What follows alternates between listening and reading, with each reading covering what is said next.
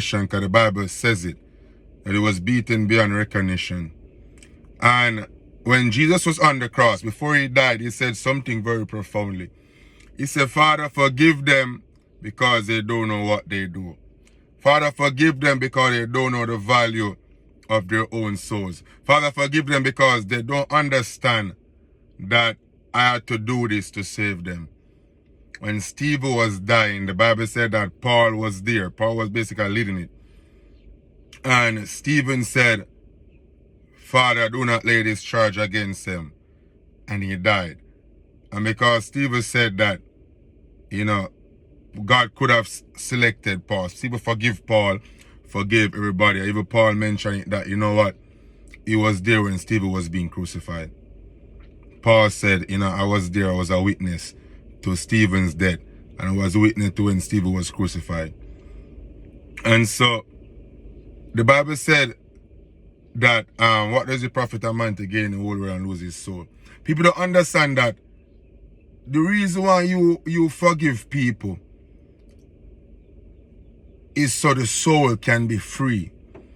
And so your soul can also be free.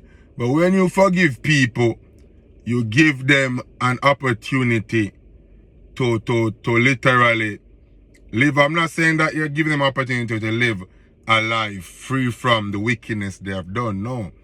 You forgive them so the soul can escape judgment. People are, listen, the heart of man are wicked and stuff. And I want to share an example with you. I have a friend that I grew with from when I was a child. He did me many evil things. This was my best friend. But he did me so much evil thing to the point that when I grew older, I didn't want that friendship anymore. I resented him for a while. To the point that, I tried to escape going to his wedding. A lot of things that he wanted me to do as a friend. He didn't know that I hated him so much. And while I was seeking God, while Jesus visited me and stuff, reached a point where God started bringing up back in my spirit.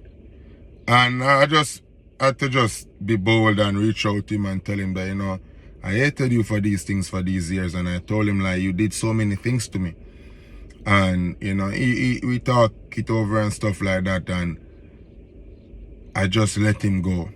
I'm not going to tell you, some of the things that he did me as a friend, it hurt. It hurt so bad. But I realized that I had to release him. I had to release him so I can go on and do the work of God without no guilt on my shoulder. I had to release him so I can go on and do the work of God. That one day when God reached to save him, God remembered that, I forgive.